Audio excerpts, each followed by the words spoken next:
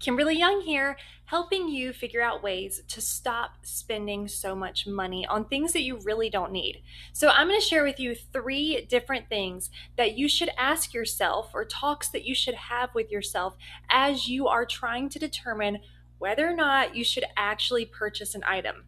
Because if you know someone like I do that just continues to buy and buy and buy things and they are just accumulating clutter and debt, then you don't want to be like that, right? So, how do we prevent that? So, first of all, I think you should ask yourself, does this item actually bring me joy? Is it actually going to make my life any better? Am I going to be any happier because I have this item? And sometimes the answer might actually be yes, but a lot of times we realize we're just bored or we just kind of are in a bad mood and we're trying to fill some kind of void with shopping. So, if you ask yourself, is this item actually going to make my life any better? And you determine, no, it's really not, that can prevent you from spending money. Second, you want to consider the opportunity cost of your purchase. Now, an opportunity cost simply means anything that you are giving up when you make a decision.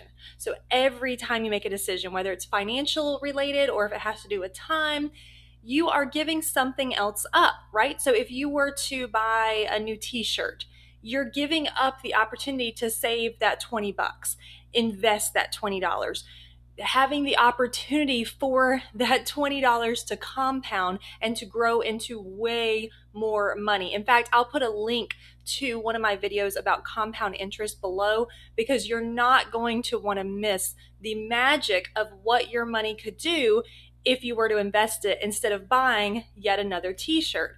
So the opportunity cost, what you're giving up whenever you make a purchase, is something you really should consider. The third thing that I recommend you consider when it comes to deciding whether or not to make a purchase is the amount of time that it took to earn the money to buy that item. So let's say that you're making $15 an hour and you want to buy a pair of shoes that would cost $40. Well, after tax, it's going to take you at least 3 hours of your hard labor to earn those pair of shoes. So you need to ask yourself, would I have exchanged 3 hours of maybe serving customers or mopping floors or whatever it is that you do in your job? Would I exchange that for these shoes?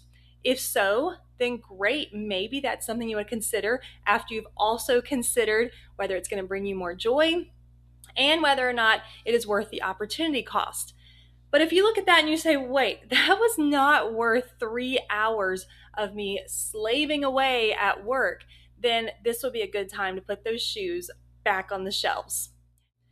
There's a lot more where that came from. Make sure that you like and subscribe to ensure your successful financial future.